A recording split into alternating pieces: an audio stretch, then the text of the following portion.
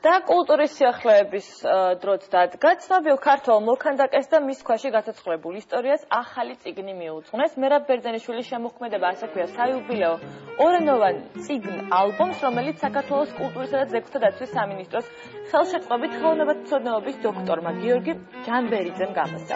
პრეზენტაცია მერაბ ბერძენიშვილის სახელობის კულტურის საერთაშორისო ცენტრ მუზაში გაიმართა. ახალი წიგნი საიუბილეო თარიღს დაამტვიეს. აკადემიკოს საქართველოს სახალხო მხატვარ შოთა რუსთაველის სახელობის პრემიისა და ნობელის მშვიდობის პრემიის ლაურეატს 10 ივნისს 85 წელი შეუსრულდა. რუსთაველი ვახტანგ გორგასლის ძეგლის პროექტი, დიდგორის მემორიალი, დავით გურამიშვილი, გიორგი სააკაძე, მედეა, მუზა კიდევაც დაიზრდებიან და სხვა მრავალი მონუმენტური, გრაფიკული თუ ფერწერული ნამუშევრით მერაბ ბერძენიშვილმა ხელოვნების ისტორიაში საკუთარი ხელწერა შექმნა.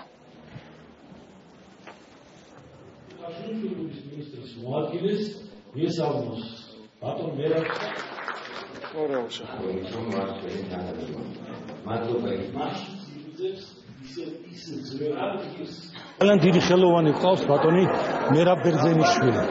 თვითონ მის სახელი და გვარი არის რაღაც მონუმენტი ჩემთვის და ჩემი თაობისთვის და უმცროსი თაობისთვის. ჩვენ გავიზარდებთ მისი შემოქმედების გავლენით და გზრდიდა და გვეხმარებოდა. ძალიან საპასუხისმგებლოა, როდესაც ცოცხალ კლასიკოსთან გაქვს შეხება და მის ხელოვნებასთან ეს უდიდეს პასუხისმგებლობაა. ეს სერია საერთოდ ჩაფიქრებულია ასე, ქართული ხელოვნების დიდოსტატები და ეს უკვე მეორე გამოცემა გამოვიდა ამ 6 თვის მანძილზე.